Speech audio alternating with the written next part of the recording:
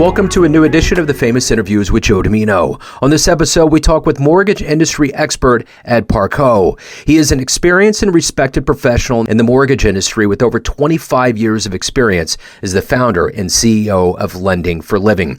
He has a passion for helping clients navigate the complex process of purchasing a home with ease and understanding. Ed's best-selling book, Financial Freedom: Building Personal Wealth Through Homeownership, provides practical advice and insights on how to create personal wealth through real estate investment. As the host of the iHeartRadio talk show Real Estate Jerky and the Inner Edison podcast, Ed shares his knowledge and experience to help others achieve their financial goals. Enjoy this interview. Well, Ed, it's great to meet you again. Thank you for taking a minute out. And before we get into your life building personal wealth through home ownership and everything that goes into what you do, I want to know, how did you survive the last 3 years with COVID? And how has it changed the way that you live your life now? Well, the problem is with COVID, there was only so I'm in California, so they shut us down completely. But I was one of those businesses that was considered, that had to be there, right? It couldn't be shut down because I'm in the mortgage industry. For us, in the first few months, we couldn't really get any loans done. And then all of a sudden, we ended up in 2-year period, not just us, but everybody in the lending industry, refinanced $10 trillion of $12 trillion of mortgages out there. So we did more in the 1.5 to 2 years than we normally do in 10 to 15 years in that period of time. So for us, we never had a downtime. Our downtime's now, or for the past 6 months. Once the rates went from, 2.99 to 7.25, that kind of changed the industry and changed everything. Yeah, I would say so. So let's get a really good handle here. I know you do radio and podcasts and you're in real estate, but let's get a better handle of exactly what you do. So I'm going to put you in front of a bunch of grade schoolers at a career day, and one of the kids looks up at you and asks, "What do you do for a living?" How do you answer them? Well, if I'm talking to a grade schooler, I tell them I help people buy a home.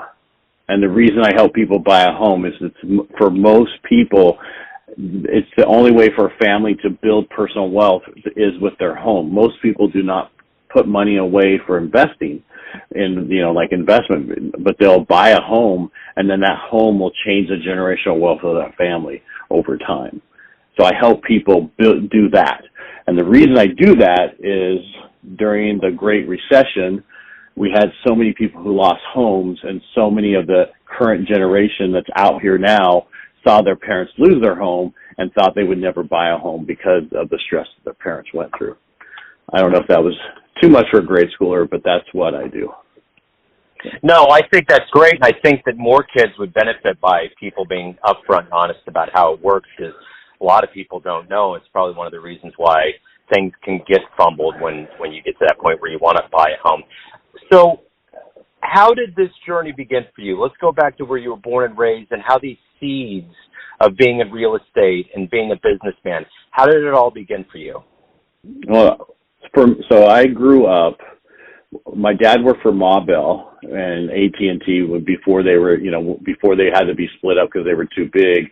So we would go wherever his next advancement was. So we'd be in California, go to Colorado, and then back to California. When I was 12 years old, my dad died of hairy cell leukemia, which was from Agent Orange when he served in Vietnam. And that took us from upper middle class to dirt road poor. And I'm not exaggerating it, but the only way you can explain it, when you say dirt road poor, people understand what you mean by poor. I think I had 3 shirts and 1 pair of pants and 1 set of shoes, and that's all I had through junior high and in the high school until I could start buying my own clothes by going to work. And I started working when I was young because I needed things and my mom couldn't give it to us. So for me, my life, that changed, and my grandfather owned a dairy. So that was the first time I knew about someone being in business. But being on a dairy, you work every, 365 days of the year. There is no vacation. There is no time off because the cows don't know that they can't say, okay, I'm not going to produce milk today. And so that realized that's not something I wanted to do. So I joined the Navy to get out of the Central Valley of California, which I was in Turlock at the time. I thought I'd get to see the world. I got to see North County, San Diego. I got stationed when I was all said and done at Camp Pendleton. I was in the Navy as a corpsman, ended up going to physical therapy school, and then I teaching EMT. And then when I was in, I decided to go back to school because, you know, that's where it's at. And I got my bachelor's and master's while I was in. And that's kind of how I am where I am today, is because of that. Using the military to get your education is what everybody should do who goes in the military. You need to have a plan. And I have another podcast I talk about that on, which is Helping the Brave. We talk about the transition and what you need to do while you're in the service to take fully advantage of what the service is there for you. So when I got out, and you can interrupt me anytime. When I got out of the Navy, I was like, I just didn't want to be in the service anymore, because what I didn't like about the service, and it's like any other organization, is it wasn't how smart you were or what you knew or anything. It was by how long you were in service. And I didn't like that type of environment. So I decided to get out. When I first got out of the Navy, I went into real estate, and it was in a bad time. It was another, not like right now, but it was worse than right now. And that didn't work for me. So I went back to computers, and I ended up being in the computer industry for about 3 years. And then I realized that I wanted to get out of that industry, and my neighbor had a mortgage company. So I went to him, talked about it, and I went to work for him. One of my degrees are in marketing, and so I created a postcard for us, I should say, at the time, to send to everybody to see, and we got so much business from it. That lasted for about a year. Him and I had a falling out. And I decided to get out of the industry, and when I went to work for Blue Cross in Thousand Oaks, and while I was in Blue Cross, in the small business department, I was answering phones, talking to businesses all day long, and I actually started listening to the tones and inflections in people's voices to actually understand what they were saying, not just listening to their words, but listening to how they said it. And it changed everything about me. And I did that for about a year and a half, and I went back in the mortgage industry, and I've been in that industry ever since. And I do pretty well on the phone with people because, again, I listen to what they're saying. And I heard that I have a good voice for it, and that's why people like talking to me. I don't know. I don't hear myself the same way. Yeah, no, you do. You have a great voice. I totally agree. You know, in all of these endeavors that you've been down, that you've done in your life, who's been kind of a motivator or role model or a hero for you? I had a motivator who was the wrong motivator, meaning that one of the people I worked for that I got into industry with, I learned how not to do stuff in our industry. I worked for him for about 3 years, and he put us in all these different scenarios, which would take another hour to talk about it. But I learned what not to do in business by working for him for 3 years that I could not have learned in 20 years of business. And so for me, he taught me a lot of what not to do in business and not how to do business, where sometimes people get into business and they make mistakes because they haven't seen what can happen. And so for me, that's what he was. But overall, I'm in the sales, I'm in the mortgage industry, but I'm in sales. So my major person, when I first got in, I started listening to Zig Ziglar, Brian Tracy, all the old sales guys. They weren't that old when I was listening to them originally. But for me, they're the ones who actually got me to where I am today for what I do and how I talk to people and what I do. So if you can meet anybody, yeah, it certainly does. Yeah. So if you can meet anybody alive on the planet right now and spend a little time with them, who would it be? This is going to sound crazy, but just my wife.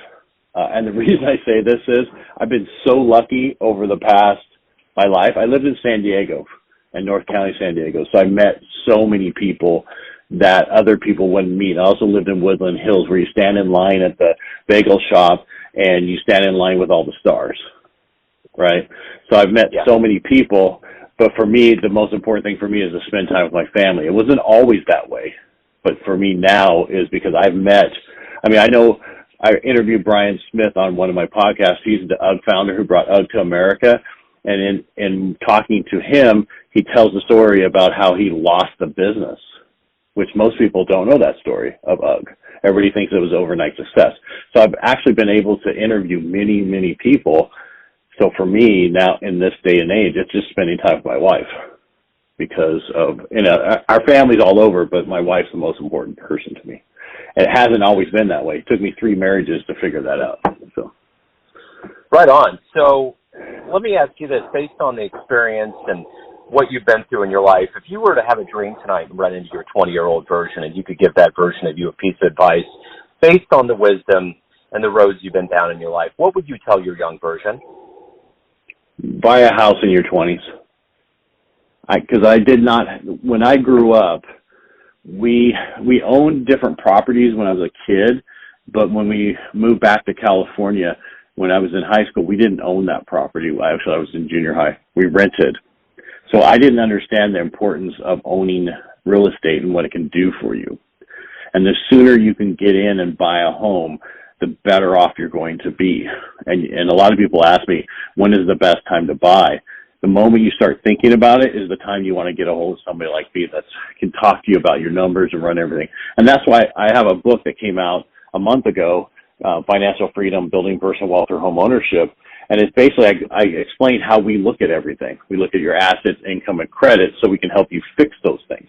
But the most important thing for me, for you, if you're not going to have money to put in investments in your 20s, I don't know if you know the rule, but if you're 21 and you put in the max you can put in each year for your 401k or 403b, and all the way till you hit 30, and don't put another dime in for the rest of your life, somebody at 30 can never catch you by putting the max they ever can put into their account, right? So 2 things you should do in your 20s.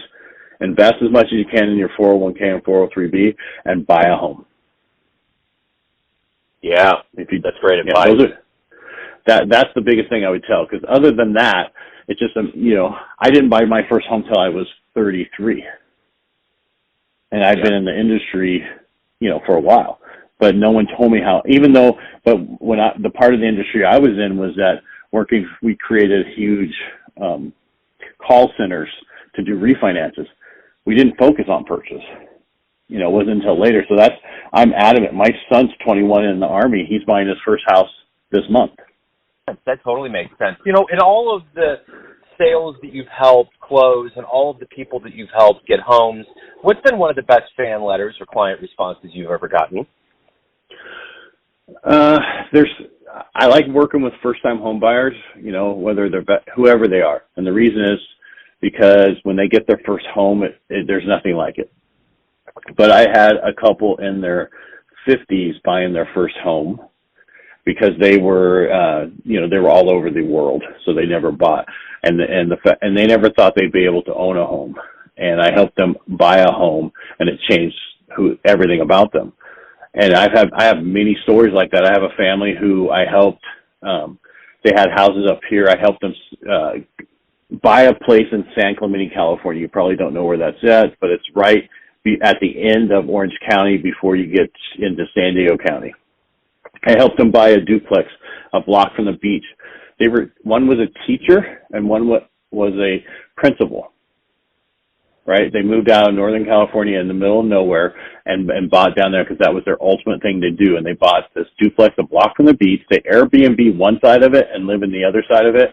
And they haven't had a mortgage payment since the day they moved in there because of how they can Airbnb the one side. So I always tell people when you're going to buy your first house, buy units, buy, a duplex, a triplex, or a fourplex, because that's the only time you can get in so cheap for that, and you can actually build, then go buy that house that you're going to live in for the rest of your life. So I have many stories where I've helped people get into homes that they didn't think they could. I just helped a veteran recently buy a duplex for no money down. And it's his first home, and he is 57. So there's never a time where you shouldn't buy. I have some people down in Palm Desert. I was on a documentary last year talking about how important it is to own real estate and talk to the mortgage side of it where everybody else was the real estate side. He watched it and called me, and now we're helping him buy it. He's 66 buying his first home. That's wonderful. Yeah, so when people think, is there an age to stop buying? No, because we don't know how long we're going to be here. Yeah, anymore. For sure. Yeah, for sure. So, Ed, everyone out there has a perception of you. There's all these bubbles and groups of people, family, friends, clients, colleagues, but you're the one living your life. What's your perception of you? Who do you think you are? My thing is, I am in the movie A Wonderful Life. I'm Mr. Bailey at the Savings and Loan. Yeah. I want to help people get into homes. I never want to be Mr. Potter. So, and that was my favorite movie. People think I'm corny, but I just liked how, he explained how the banking system worked, and he explained how where you should buy a home and you shouldn't rent. And that's an old movie. Super old movie, but people don't see the bottom. Really, they look at the whole thing about the wings and all that. But really, if you look at the bottom, to me, I look at it he's telling you need to own your own home. Don't rent. And the problem we're going to see in the state I'm at in California is going to get to a point where 70% of the people of the state will have to rent. They will not be able to buy because it's going to be so expensive. And right now, 1 in 4 homes that's being sold is sold to an investor to rent to somebody. They're doing whole housing tracts. They're building them and renting them all. They're all out and not selling them. That's how crazy it's going to get with that's the Pottervilles coming down the road. So. I believe it. I fully believe it. Well, Ed, this has been wonderful and illuminating. Thank you for opening up, your world of real estate. And before we get out of the digital door here, where's the best place for anybody to go to either hire you, learn more about you, anything related to your world? I'm Ed Parcaut everywhere. So if you do Ed, Parcaut.com. I'm on Instagram with the same name. I learned a long time ago you should have everything with your name on it the same so people can find you. So you can find me everywhere at edparcaut.com. If you want to find my book, the easiest way is just to go to getedsbook.com, and it'll take you to my actual book page on my website, and then it'll take you over to Amazon. Wonderful. Ed, thank you for opening up. I really appreciate it. Best of luck with everything. All right, I appreciate it. Thank you for the time. I appreciate it. Thanks for tuning in to another famous interview with Joe Dimino, where we cover the world of art, literature, business, spirituality, and more from around the globe. If you want to hear more interviews, visit the Famous Interviews with Joe Dimino channel on YouTube. You can also find us on Spotify and Apple Podcasts. Thanks again for listening, and until next time.